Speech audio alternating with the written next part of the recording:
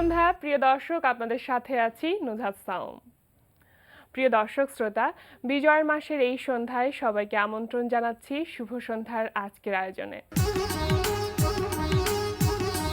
শুভ সন্ধ্যায় আজ থাকছে চলতে থাকা প্রদর্শনী এনটিভি হাইলাইটস এবং মুক্তিযুদ্ধ একাডেমির চেয়ারম্যান ডক্টর আবুল আজাদের সঙ্গে আলাপচারিতা। প্রথমেই চলতে থাকা প্রদর্শনী।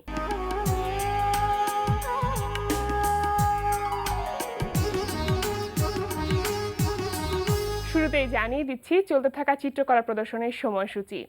ধানমন্ডির গ্যালারি 21-এ প্রদর্শিত হচ্ছে দলীয় প্রদর্শনী রিদম অন ক্যানভাস। প্রদর্শনী চলবে 3 জানুয়ারি পর্যন্ত। ধানমন্ডির দৃক গ্যালারিতে প্রদর্শিত হচ্ছে আলোকচিত্রী এটিএল আকাশের বিউটি অফ 18th শিরোনামে আলোকচিত্র প্রদর্শনী। প্রদর্শনী চলবে 28 ডিসেম্বর পর্যন্ত। বাংলাদেশ শিল্পকলা একাডেমিতে অনুষ্ঠিত হচ্ছে 17তম দ্বিবার্ষিক এশিয়ান চারুকলা প্রদর্শনী 2016। প্রতিদিন বেলা 11টা থেকে রাত 8টা এই সময় প্রদর্শনী চলবে 31 ডিসেম্বর পর্যন্ত। এবার এনটিভি হাইলাইটস।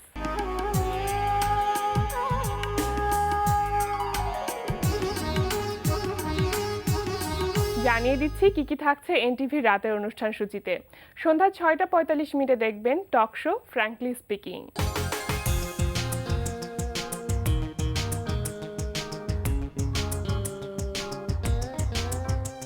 রাত 8টা 20 থাকছে ফেরদৌস হাসানের পরিচালনায় ধারাবাহিক নাটক মায়া।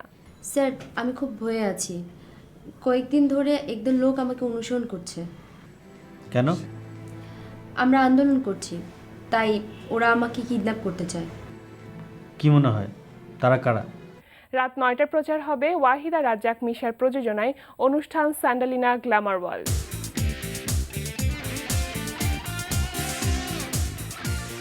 রাত 9টা 40 দেখবেন সুমন আনোয়ারের পরিচালনায় ধারাবাহিক নাটক সিনেমাওয়ালা। দেখো ইরা, সংসারটা করতে হলে না কখনো না কখনো তোমাকে একটু স্ত্রী হতে হবে। স্বামী যদি স্ত্রীর ভাবে সমস্যায় পড়ে যায় তাহলে তো সেটা স্বামীর সমস্যা। তর্ক করাটা না তোমার একটা অভ্যাস। রাত 11টা 30 দেখবেন ইমরাউল রাফাতের পরিচালনায় ধারাবাহিক নাটক তরুণ তুর্কি।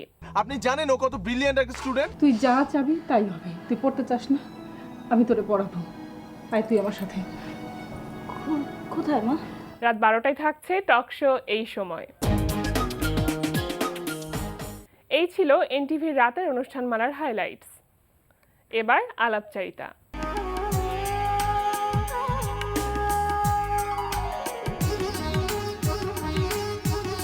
প্রিয় দর্শক, আমাদের আজকের অতিথি মুক্তিযুদ্ধ একাডেমির চেয়ারম্যান ডক্টর আবুল আজাদ। চলুন কথা বলি তার সঙ্গে।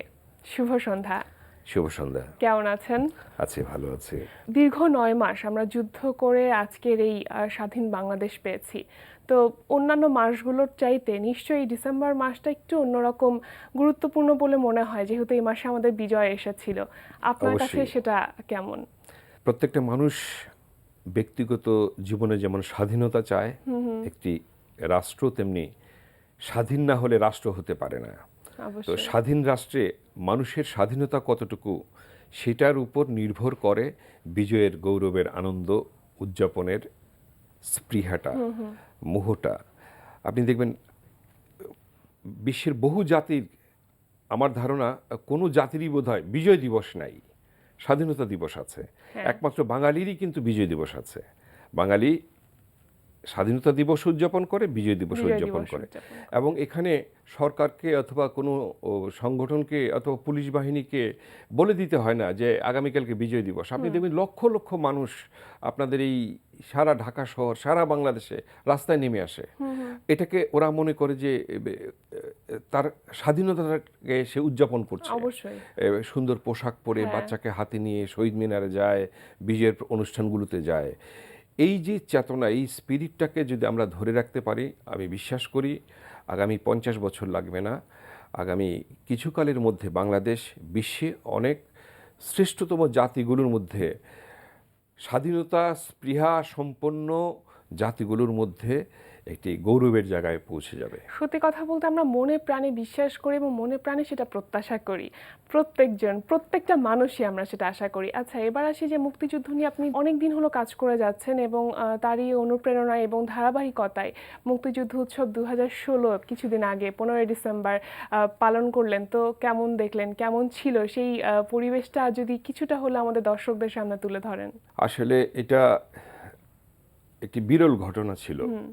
আমরা প্রত্যেক বিজয় দিবসে মুক্তিযুদ্ধ উৎসব পালন করি একাডেমির পক্ষ থেকে। এবার ছিল 21তম মুক্তিযুদ্ধ উৎসব। বাহ। এই 21তম মুক্তিযুদ্ধ উৎসবটিতে আমরা বঙ্গোপসাগরে 1972 থেকে 74 সালে একটা অপারেশন হয়েছিল, যে অপারেশনটাকে বলা হয় ডিমাইনিং অ্যান্ড রেস্কিউ অপারেশন। পাকিস্তানি বাহিনীরা যখন বাংলাদেশ থেকে চলে যায়, ওরা প্রায় 50,000 মাইন ফিট করে রেখে যায়, যার কারণে বঙ্গোপসাগর ব্যবহার অনুপযোগী হয়ে পড়েছিল এবং বাংলাদেশ দুর্ভিক্ষের মুখে পড়ে যাবে এমন একটা অবস্থা হয়েছিল।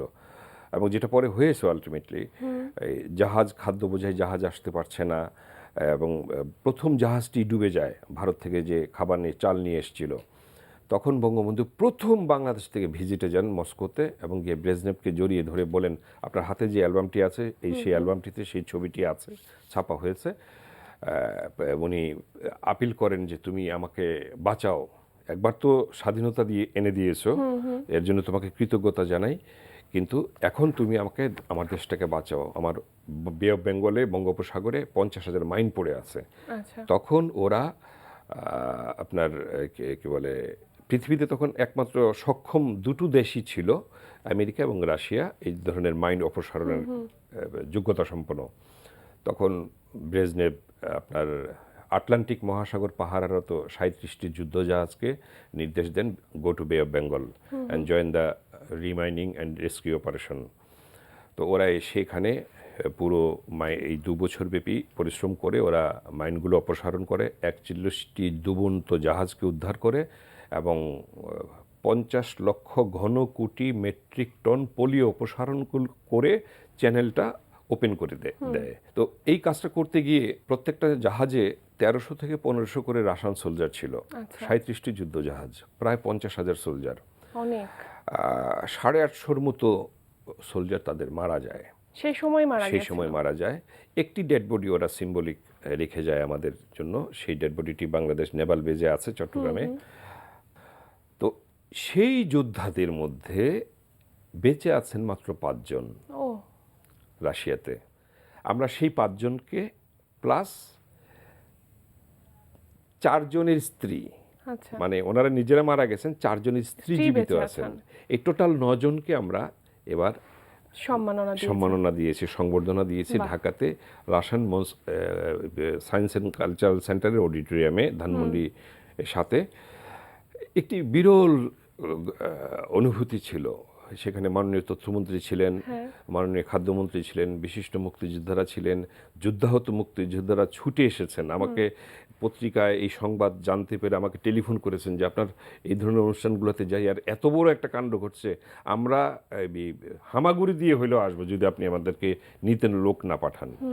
পরে ওনারা এসছেন, আমরা সম্মানের সঙ্গে এনেছি। সবার চোখে অশ্রু। আমার একটু জানতে ইচ্ছা করছে যে মানুষগুলোকে আপনারা এতগুলো বছর পর, প্রায় 45 বছর পর যে সম্মাননাটা দিলেন, তাদের অনুভূতি কেমন ছিল বা তারা কি বলেছে? তারা সবাই কাঁদছিল, কেউ কথা বলতে পারছিল না। এবং সবচেয়ে যেটা ঐতিহাসিক মুহূর্ত বলতে হয় সেটা হচ্ছে তার ওই 9 সদস্যের প্রতিনিধি দলের যিনি প্রধান ছিলেন, তিনি রাশিয়ান ভাষায় বক্তৃতাটা দিয়েছেন। আর ঢাকাস্থ রাশিয়ান এমবেসির অ্যাটাশে নেমোভা, আনাস্থাসিয়া নেমোভা, ও ভালো বাংলা জানে, ও বাংলায় বলে দিচ্ছিল। তো সবাই খুব উপভোগ করছিল। তো উনি কাজু, উনি যিনি চিফ, উনি বক্তৃতা দিয়ে এক পর্যায়ে আমার হাত, এই ডান হাতটা ধরে তুলে জয় বাংলা বলে স্লোগান দিয়ে তার বক্তব্য শেষ করেন। এতে তাদের ফিলিংসটা, সেই 72-73 ফিলিংসটা বোঝা যায় যে এখনো কিভাবে আবেগী হয়ে। এবং ও যখন বক্তৃতা দিচ্ছে মঞ্চে বাকি 8 জন তখন কাঁদছিল। এবং রাশিয়ান অ্যাম্বাসেডর ঢাকা যিনি ইগনাতভ, তারপরে কালচারাল সেন্টারের যিনি ডিরেক্টর আলেকজান্ডার পি ডেমিন, তাদের প্রত্যেকের চোখে আমি এক ধরনের অন্যরকম অনুভূতি দেখেছি, একটা ফিলিংস, মানে চোখে জল আসছে, আনন্দের জল। আমাদের মুক্তিযোদ্ধাদের চোখে আনন্দের জল। এই ক্যাপ্টেন শচীন কর্মকারও ছিলেন সেই অপারেশনে, তাদেরকে কোপারেশন, তিনিও এসেছিলেন। এক পর্যায়ে ভদ্রলোক চলেই গেলেন। তো এই যে মুক্তিযুদ্ধ উৎসব 2016 এবার আপনারা পালন করলেন, তো এটা তো শুরু হয়েছে অনেক দিন আগে থেকে, সেই 1996 সাল থেকে। সেই যাত্রার গল্পটা তো পুরাটা শোনা সম্ভব না, আমি একদম শুরুর গল্পটা শুনতে চাই। শুরুর যে কোন গল্পটা ধারণা থেকে বা কি থেকে অনুপ্রাণিত হয়ে এরকম একটি আপনারা উৎসবের আয়োজন করলেন? আমি তখন কলকাতায় যাদবপুর বিশ্ববিদ্যালয়ে পড়াশোনা করতে যাই, পিএইচডি করছিলাম। তো সেখানে গিয়ে আমার বিষয় ছিল নজরুল। আচ্ছা। তো নজরুল সম্পর্কে তথ্য সংগ্রহ করতে গিয়ে ভারতবর্ষের পশ্চিমবঙ্গের বিভিন্ন জায়গায় গিয়ে মুক্তিযুদ্ধের অনেক অজানা তথ্য, অগ্রন্থিত তথ্য আমি সংগ্রহ করতে শুরু করি। এবং আমার মনে যেখানেই গেছি প্রত্যেকেরই একটি প্রশ্ন, যে নিজের ঘরের বিছানাটা ছেড়ে দিয়েছিলাম তোমাদেরকে, আমরা উঠোনে ঘুমিয়েছি, তোমাদের কি আজও সময় হয় নাই আমাদেরকে একবার ধন্যবাদ বলার? তো আমি ঢাকায় ফিরে এসে ওখানে আমি অন্নদাশঙ্কর রায়, মানে যাকে সর্বজন শ্রদ্ধেয় গুরুজন, তো তার সঙ্গে কথা বলেছি। আমি ঢাকায় এসে কথাশিল্পী শওকত ওসমান, তারপরে নাট্যকার মমতাজ উদ্দিন, সাংবাদিক আবেদ খান, আমি এদের সবার সঙ্গে কথা বলেছি। কথা বলে আমরা তখন সিদ্ধান্ত নিই যে মুক্তিযুদ্ধ উৎসব কলকাতায়ও একটা হবে। আচ্ছা।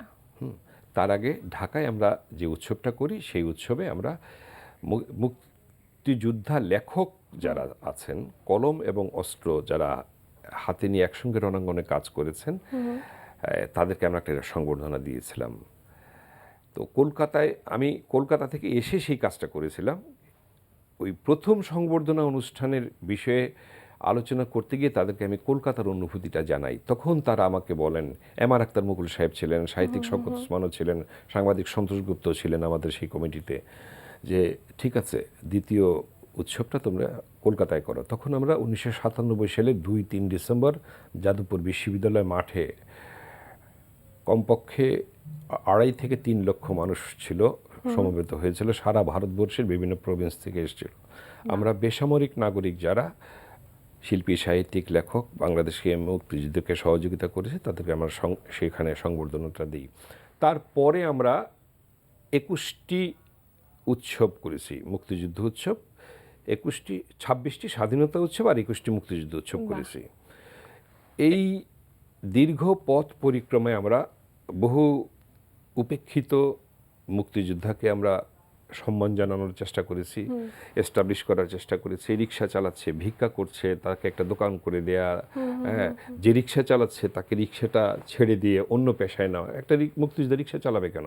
মুক্তিযোদ্ধা সংসদ একসময় রিক্সা প্রজেক্ট দিয়েছিল, মুক্তিযোদ্ধাদেরকে রিক্সা দেবে। আমি এটার বিরোধিতা করেছিলাম এবং যতজনকে আমি পেরেছি আমার সংগঠন থেকে, আমি ব্যক্তিগতভাবে তাদের হাত থেকে রিক্সা সরিয়ে দিয়ে তাদেরকে অন্য পেশায় নিয়ে যাওয়ার চেষ্টা করেছি এবং তারা এখন ভালো আছে। একাডেমি কিন্তু প্রতি বছর এই মুক্তিযুদ্ধ উৎসব করে থাকে এবং আগামী বছরও করবে একই ধারাবাহিকতায়। আমি একদম ছোট্ট করে জানতে চাইবো, যেহেতু সময় একেবারে কম, যে আগামী বছরের পরিকল্পনা কি বা কাদেরকে সম্মানিত করতে যাচ্ছেন?